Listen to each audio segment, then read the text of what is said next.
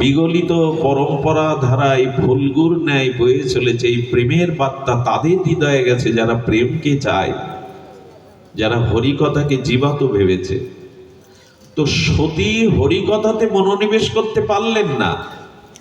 ভগবান শঙ্কর সতীকে নিয়ে ঋষি ভরদ্রাজ বা অগস্ত্য ঋষির আশ্রম থেকে আসছেন, তখন ত্রেতায় মর্যাদা পুরুষোত্তম রঘুপতি রামচন্দ্রের সেই নরলীলা, ত্রেতার লীলা, মর্যাদা পুরুষোত্তমের লীলা প্রকাশ করছেন। সীতা হারিয়ে শোকে কাতর রঘুপতি রাঘবেন্দ্র রামলালা নদীর কাছে, হরিণীর কাছে, বৃক্ষের কাছে কাতর, বিরহ কাতর হয়ে অশ্রু সজল নয়নে বলছেন, বলে দাও সীতা কোন পথে। ভগবান শঙ্কর প্রফুল্ল চিত্তে আনন্দিত হয়ে বলছেন, দেখো সতী, হরিকথা সাধু মুখে শ্রবণের ফল দেখো, সাক্ষাৎ হরি প্রাপ্ত হয়ে গেছি আমরা। হরিকথা হরিকেই পাইয়ে দেয়, কৃষ্ণ কথা কৃষ্ণকেই পাইয়ে দেয়। ওই দেখো আমার ইষ্টদেব রঘুপতি রাজীবলোচন রামচন্দ্র। শিব ঠাকুর দূর থেকে সাষ্টাঙ্গে তার ইষ্টকে প্রণাম করে প্রসন্ন চিত্তে পরম আনন্দ পেলেন, বলেন হরিকথা হরিকেই পাইয়ে দেয়। কৃষ্ণ কোথায়, এ প্রশ্নের উত্তর দিয়েছেন আচার্যরা। কৃষ্ণ কোথায়? তো ভগবান শঙ্কর সামনে গেলেন না কেন? নরলীলাতে তিনি মা জানকীকে হারিয়ে এখন বিরহ লীলা আস্বাদন করছেন, এই জন্য সামনে গেলেন না, রসভঙ্গ হবে বলে। সতীকে বলছে প্রণাম করো তুমি। বললেন আমার ঠিক মনে ধরছে না, ইনিই পূর্ণ ব্রহ্ম, সাক্ষাৎ ভগবান। আচ্ছা, সতী প্রভু রামচন্দ্রকেও ভগবান রূপে সংশয় করছেন কেন জানেন? ভাগবতের প্রতি সতীর শ্রদ্ধা আসেনি, হরিকথার প্রতি সতীর শ্রদ্ধা আসেনি।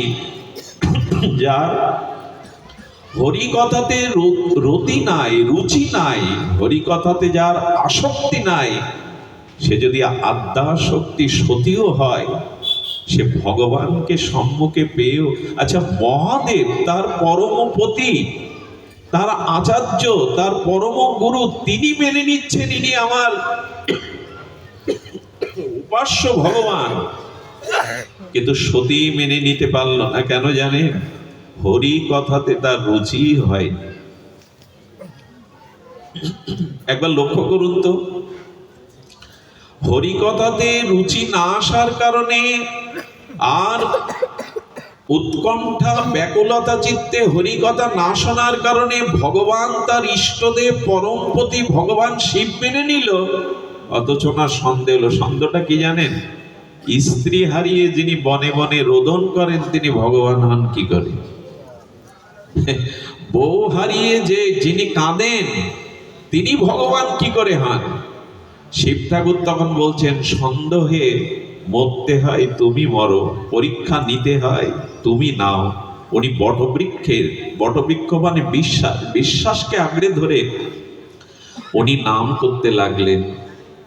পঞ্চম মুখে তিনি ভগবানের শ্রীনাম জপ করতে লাগলেন, কিন্তু সতীর মনে হলো ভগবানকে না একটু পরীক্ষা করি।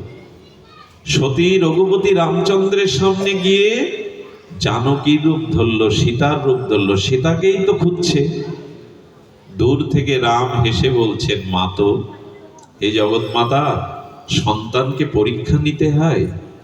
লজ্জিত হয়ে উনি অবনত মস্তকে বললেন, ইনিই ভগবান, ভুল আমারই। যখনই ফিরে এলেন তখন তিনি ভগবান শঙ্করকে পরীক্ষার কথাটা মিথ্যায় বললেন যে আমি কোনো পরীক্ষা করিনি।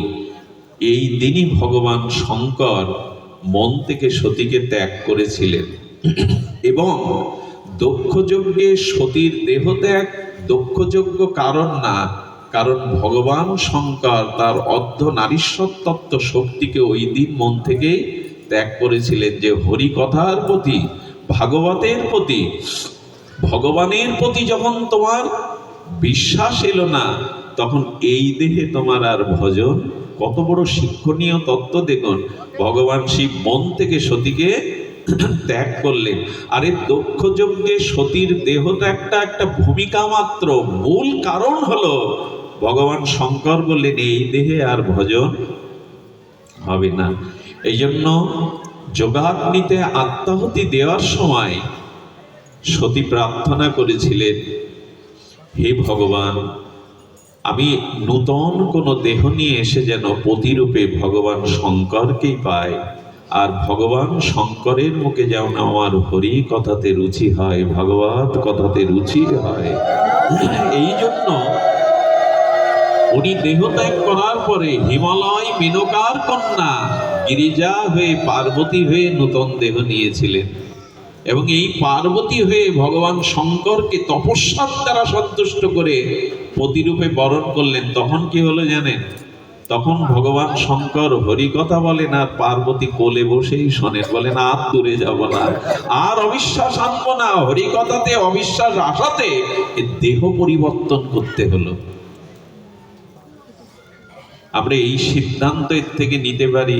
এটার আমি স্বামীর আমাদের গোস্বামী তুলসীদাস তার রামচরিত মানসের আমাদের প্রিয়াজির টিকাতে এটা আস্বাদন দিয়েছেন। সতীর যদি দেহ ছেড়ে আরেকটি দেহ নিতে হয়, ভগবতের হরিকথাতে শ্রদ্ধা না আসায়, তো আমাদেরও মোহ দূর হবে কি হরিকথা সাধু সঙ্গে ছাড়া? আচ্ছা,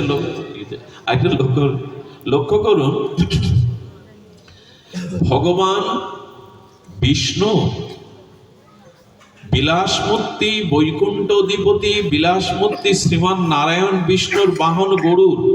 ধ্যান দিয়ে শুনুন, আজকে আমরা একটু ভাগবত মহিমা শুনবো, কারণ আগেই বলেছি কোন বস্তুর মহিমা না জানলে সেই বস্তুর প্রতি শ্রদ্ধাবোধ আসে